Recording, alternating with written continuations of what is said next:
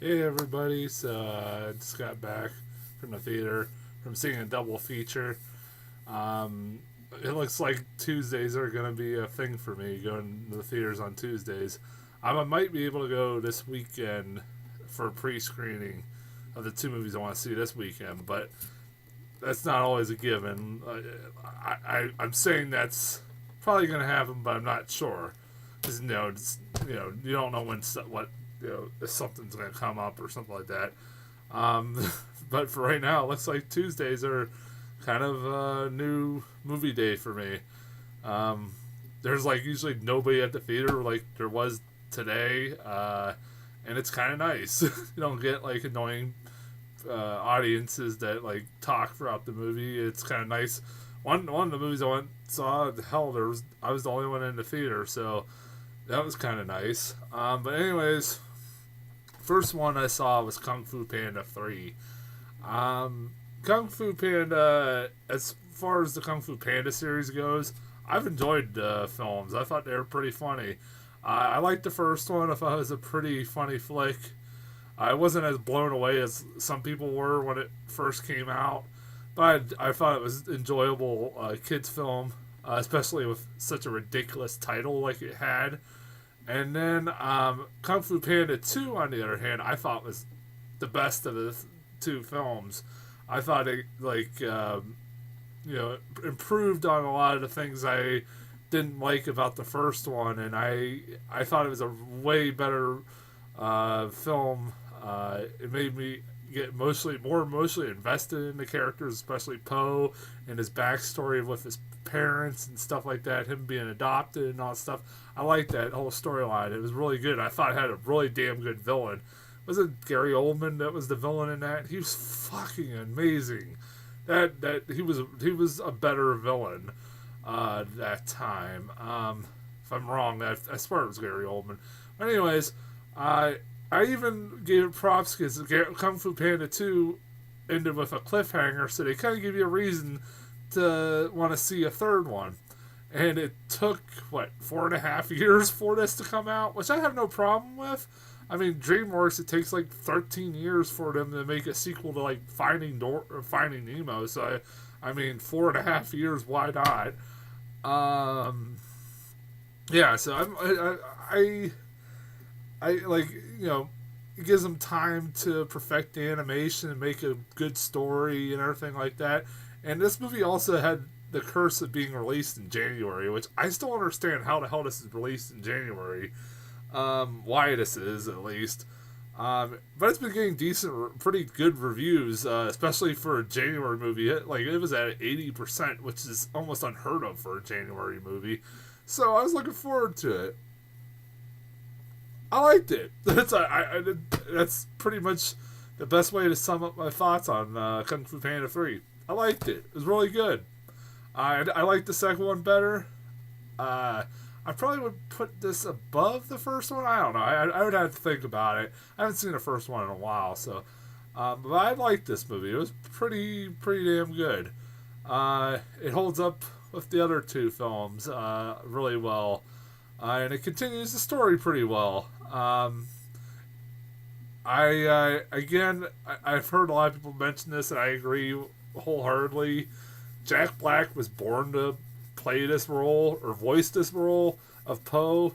He is having a blast. You can tell just from his voice. You can tell he's just having the time of his life doing this role.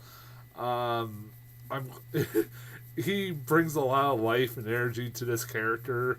I love Jack Black, anyways. I've always been a fan of his, and he's if I couldn't think of an anime character that perfectly fits him, like I said, and uh, this movie is like everybody does a pretty good job. I had to try to think.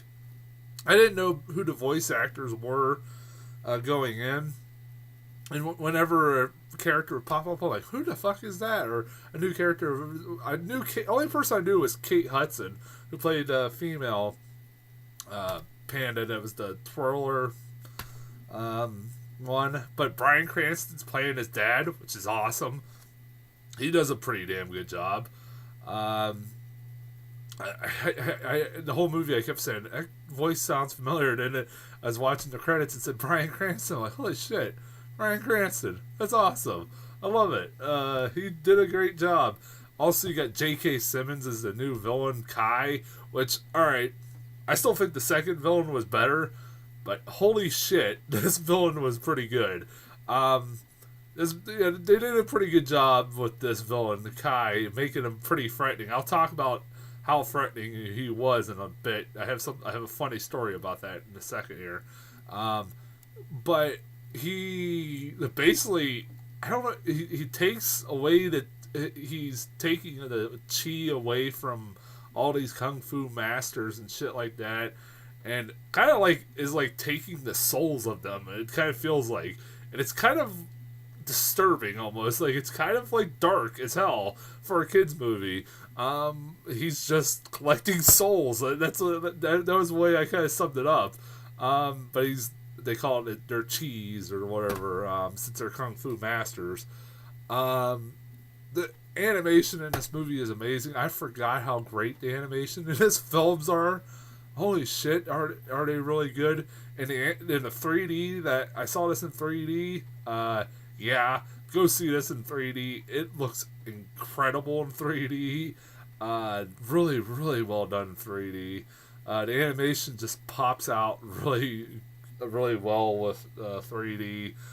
It just helps accentuate the animation, how beautiful, and you can tell they have a love for old kung fu movies and stuff like that. And in the style of animation, it switches back and forth to like some kind of Japanese style of animations in there and shit like that. It looks really cool.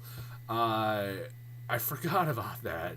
I was like, I haven't seen these movies in a while, so I mean, it's been a while since I've seen one of them, and I'm like, man, it's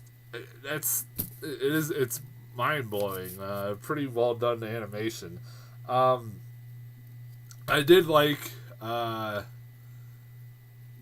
it did get pretty funny. It did get really good when they went to the village of pandas, and it's just the oddball of characters. These pandas, they had like the mentally challenged one. You have a sexy panda played by Kate Hudson who's trying to hit on Poe.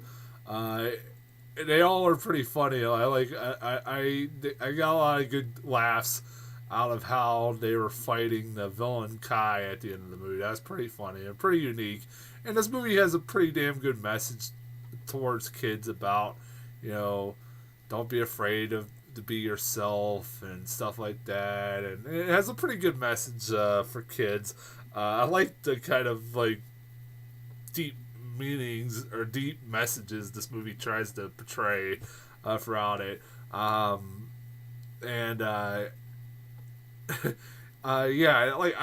This is one of those movies that's really hard to talk about because it's good. It's really good.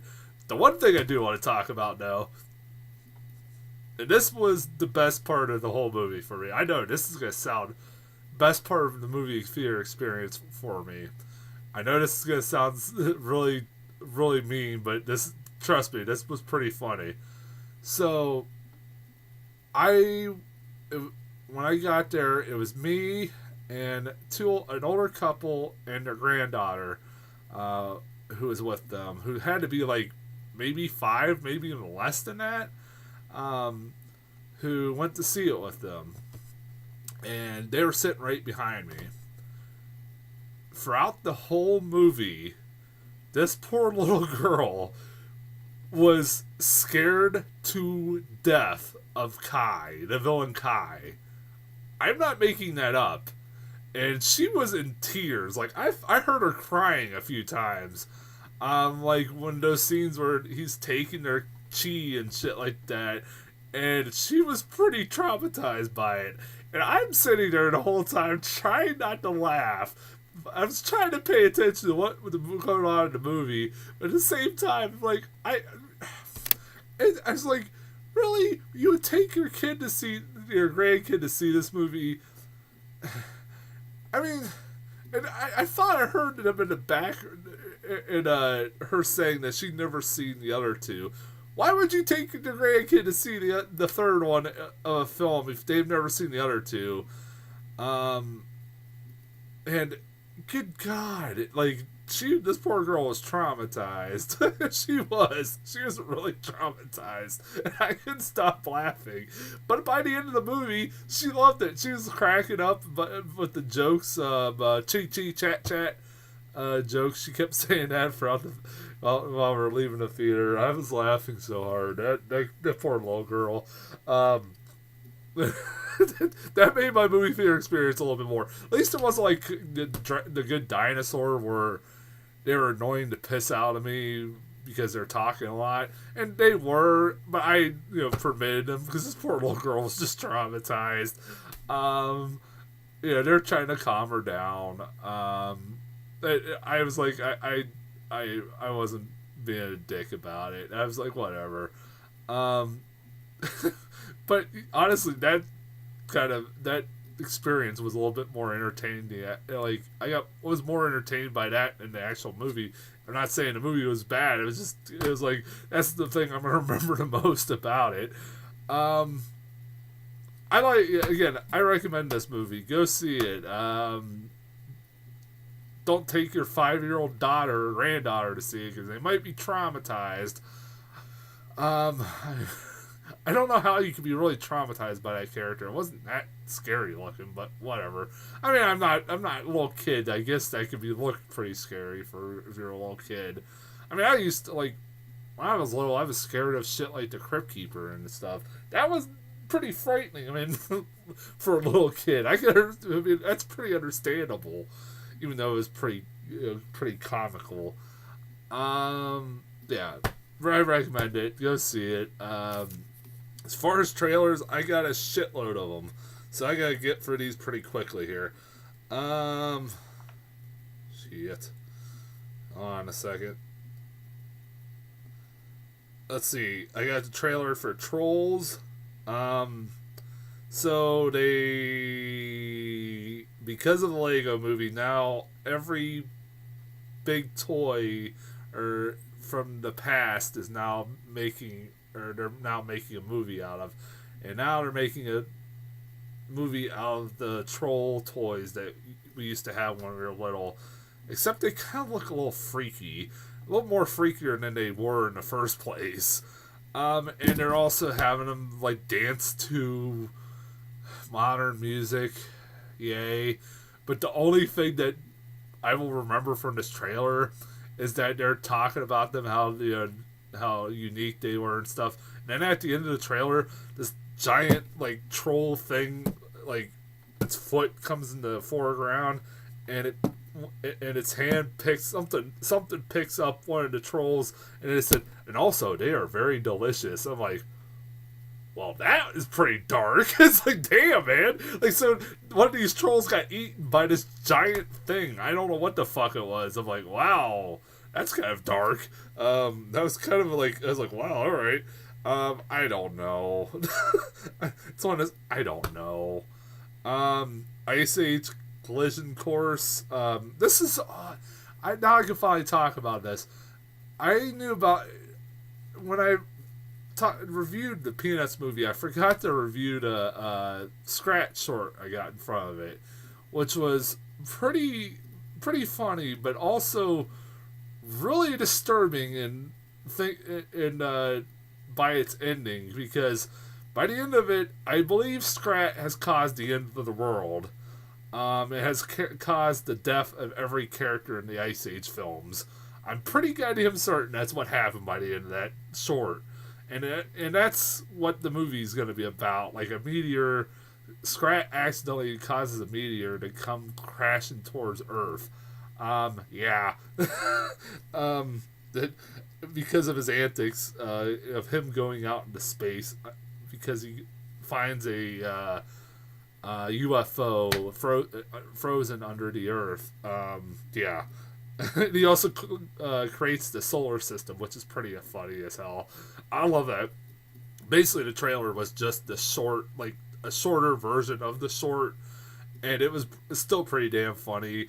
Scrat is the best thing about those films. I really couldn't care less for the rest of those. It should just make a movie about Scrat. Scrat is amazing. The Angry Birds movie, the new trailer for that.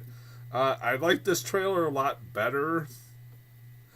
It had me laughing a few times. I like that, like, it's just Jason Sudeikis is character Red is just an angry bird because he's always an outcast and everything else, and he hates everybody else. And then these pigs come and start taking their eggs, and he's the only one who's figuring it out. And it looks all right. The trailer was fine until the last 2 minutes of the trailer, where they're drinking out of a fountain from this great eagle master that they have, and they're drinking it and everything else, and then the running gag is this eagle comes out and he starts peeing into the lake that they were drinking out of, and they're like, it's a 2 minute gag that keeps going and going and going and going, and like, ha ha ha, it's pee jokes in a kids movie. Whatever. I'll give it points. The second trailer was better than the first. All right. Storks. What the fuck is this? This is a movie from the guys that made the Lego movie. The same studio that made the Lego movie, where storks are delivering babies like via factory style or something like that. It was kind of a funny little trailer. It looked kind of funny. I'll give it props for that. It didn't look too bad. It was a teaser trailer. Whatever. The Secret Life of Pets. I got a new trailer for that. I got more of a plot this time. It has poop jokes in it. Yay. It's one thing I remembered, but there was a couple jokes I did laugh at.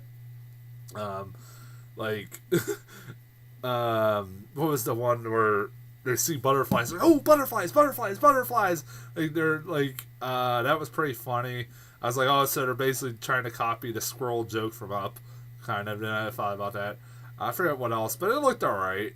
It was like, it does look funny. I do like the concept of like what you see what happens when owners leave their pets behind and what the pets do all day. That kind of makes me smile. I think that could be a good movie. And then at this point, like up to this point, I had said, well, you know, I pretty much, for the first time in a long time, after seeing a kids movie, I've seen pretty much really good. I haven't, like, up to that point, I hadn't seen one bad trailer, which is a big step up for kids movies. Because I was like, you know what, all these trailers made me go, you know what, that doesn't look bad, that doesn't look atrocious. And then I got the trailer for 9 Lives. This is the first time, I think, since I saw the trailer for Oogie Loves, that I said, that can't be a real movie. That can't be real. Are you fucking high? Listen to this. So, it's a movie starring Kevin Spacey, who's a rich billionaire, who for some reason gets turned into a cat, and gets adopted by his family, who he pretty much has abandoned, and he's voicing this cat. What? And it's being directed by Barry Sonnenfeld. Why? I'm just sitting there like, man, has the mighty have fallen. This is the same guy who's made fucking Men in Black, and then he made Groundhog. Wasn't he? No. What the hell else did he make? I forget. But I know he's made Men in Black. He's made good comedies. What the fuck is this? Like, this is not. I was like, I'm convinced that is not a real movie. Like, they did not convince Kevin Spacey to voice a cat. That is retarded. And I saw the poster, and it's a cat in a suit. Fuck off. Yeah, no. That's as far as trailers go. I'll be back here in a few minutes with my other review.